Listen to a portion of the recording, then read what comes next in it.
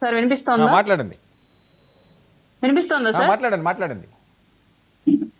ఒక తల్లికి పుట్టినటువంటి పిల్లలే ఒకలాగా ఉండనటువంటి ప్రస్తుత సమాజంలో వివిధ వేదికల నుంచి, వివిధ ప్రాంతాల నుంచి ఒక రాజకీయ వేదిక మీద చేరినటువంటి వ్యక్తులు ఒకేలాగా ఉండాలి అంటే అది నిజంగానే అయ్యే పని కాదు సార్. కానీ ఇక్కడ వ్యవస్థలో అధినాయకత్వం నడిపించే విధానాన్ని బట్టి క్లియర్ గా మనం ఏంటి అనేది ప్రొజెక్ట్ చేసుకుంటాం ప్రజల్లో.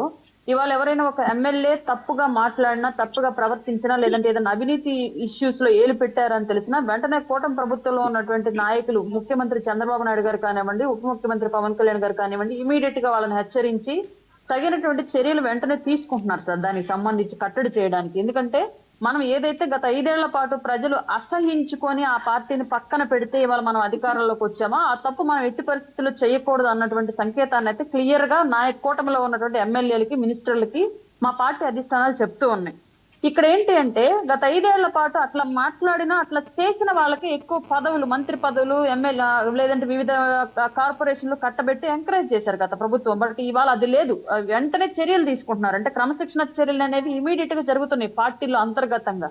కాబట్టి ఇది ఒకళ్ళని చూసి ఒకళ్ళు చెడు నేర్చుకోవడం కన్నా కూడా ఒకళ్ళని చూసి ఒకళ్ళు ఇట్లా ఒక ఎమ్మెల్యేని ఇలా తిట్టారు ముఖ్యమంత్రి గారు లేదా ఉప ముఖ్యమంత్రి గారు, సో మనం చేస్తే ఇది మనకు కూడా అట్లాంటి పరిస్థితి ఎదురవుతుంది అన్నటువంటి భయం కల్పించేటువంటి ప్రయత్నాలు అయితే మా కూటమిలో ఉన్నటువంటి పార్టీల నుంచి జరుగుతున్నాయి సార్.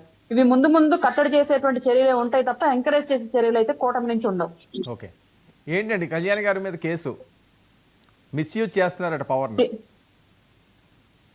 సార్ నాకు తెలిసినంత వరకు ఇప్పుడు కూటమి ప్రభుత్వం వచ్చిన తర్వాత గ్రాఫ్ ని అమాంతం, వ్యక్తిగత గ్రాఫ్ ని అమాంతం పెంచుకుంటూ వెళుతున్నటువంటి నాయకుల్ని కొందరిని కనుక ర్యాంక్ వైజ్ గా తీసుకోవాల్సి వస్తే మొదటి ర్యాంక్ లో ఉన్నటువంటి నాయకులు పవన్ కళ్యాణ్ గారు.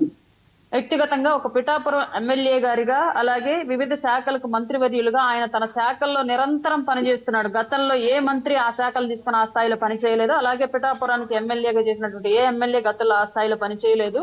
కాబట్టి ఆయన తీసుకున్నటువంటి ప్రజాప్రతినిధిగా ఆయన చేపట్టినటువంటి పనులు ఏవైతే ఉన్నాయో నిరంతరం కొనసాగిస్తూ ఆయన ధర్మాన్ని ఆయన తప్పనిసరిగా చేస్తున్నాడు. ఆంధ్రప్రదేశ్ మంత్రివర్యులుగా, పిఠాపురం శాసనసభ్యునిగా ఏ ప్రమాణ స్వీకారం అయితే ఆయన చేశారో ఆ ప్రమాణ స్వీకారాన్ని తూచా తప్పకుండా పాటిస్తూ ముందుకెళ్తున్నటువంటి వ్యక్తి ఆయన. ఆయనకు ఉన్నటువంటి ఇంకొక అది వ్యసనవనాలో లేదంటే ఔదార్యవనాలో తెలియదు కానీ ఆ చేతికి ఎముక ఉండదు. ఆయన దాన ధర్మాలు చేసుకుంటూ వెళ్లే వ్యక్తి. ఆయన ఖర్చులు ఎక్కువ ఉంటాయి. అలాగని